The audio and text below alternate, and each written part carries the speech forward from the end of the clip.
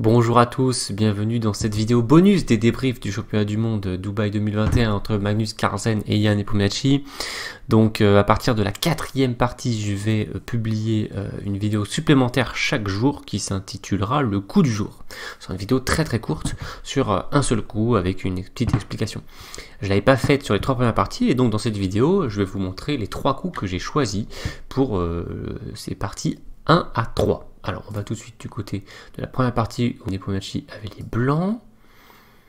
J'ai choisi le 30e coup de Magnus Carlsen qui avait les noirs. Et vous pouvez vous exercer soit à le trouver si vous n'avez pas vu déjà la partie, soit à le retrouver si vous l'avez déjà vu. Donc, vous pouvez mettre la pause pour trouver le coup des noirs de Magnus Carlsen. Allez, on y va.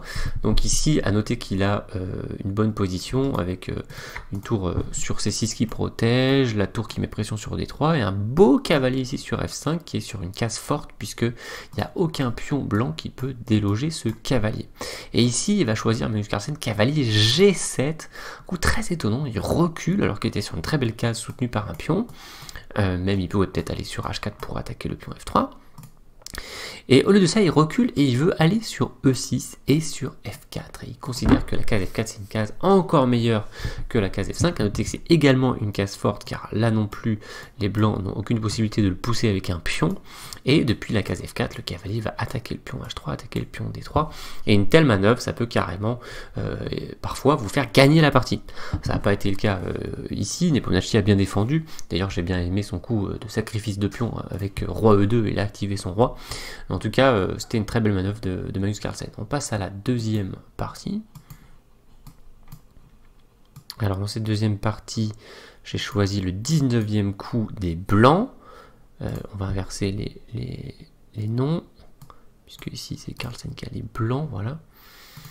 Donc les noirs viennent de faire cavalier A en C5, et Carlsen a réfléchi 11 minutes, et vous pouvez essayer de trouver ou de retrouver le coup qu'il a joué, vous pouvez mettre la pause.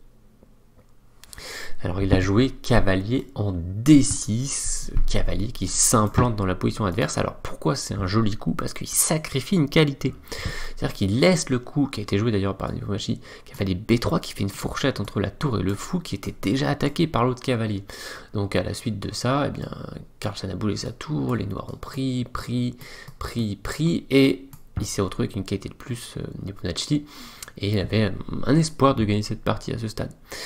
Mais ce qui a sauvé Carlsen dans cette position, c'est son fameux cavalier en D6 indélogeable, soutenu par le pion central E5.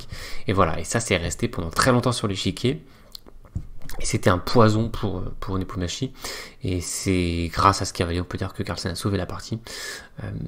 Il aurait pu se dire, je vais juste échanger les cavaliers et puis jouer avec un pion de moins. Bon, mais il est embêté parce qu'il y a le 6 pions en prise, puis le cavalier reste de revenir sur D3. Donc il est assez agacé dans cette position, et il a bien compris qu'il valait mieux jouer avec une qualité et un pion de moins que juste un pion de moins. Donc c'était un joli coup, ce cavalier D6. D'ailleurs, pour terminer ce joli coup de la deuxième partie, on peut montrer qu'au 37e coup, eh bien, Nepomniachtchi s'en est débarrassé en prenant comme ça avec sa tour. Et il s'est débarrassé du cavalier et du pion, et il a pu faire un match nul. Troisième partie. Dans la troisième partie, le coup que j'ai sélectionné est encore un coup de Magnus Carlsen, c'est son 17e coup. Je vous invite à mettre la pause pour trouver le coup qu'il a joué avec les noirs ici.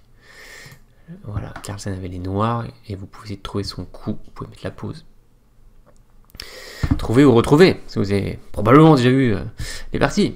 Eh bien, il a choisi fou C8. Alors c'est très étonnant parce que le fou, on peut dire, il est très bien placé. Il met une pression potentiellement sur E4, notamment quand le pion va avancer. Et puis aussi, il peut aider ce pion à avancer un jour. Et pourtant, il le replie en C8 et il va venir en fait neutraliser le fou en B3 qui était potentiellement dangereux avec l'attaque sur F7.